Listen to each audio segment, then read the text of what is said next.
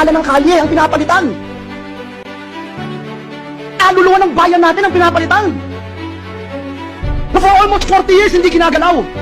Na for almost 40 years, hindi basta-basta pinakikialaman. Bakit? Kaluluwa ng bayan to. Now you see, with your own eyes, on television, now you hear the complaints of the people.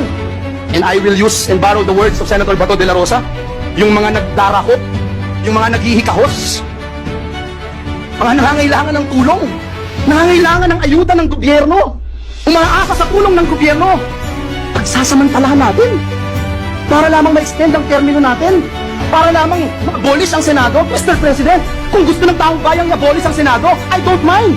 If it is the will of the people, I don't mind. Pero Mr. President, ginawang Pangulo kung ayuda ng gobyerno, ipagkakait mo. Kung hindi ka pipirma, hindi ka makatanggap. Hindi ka makakatanggap. Ano ito?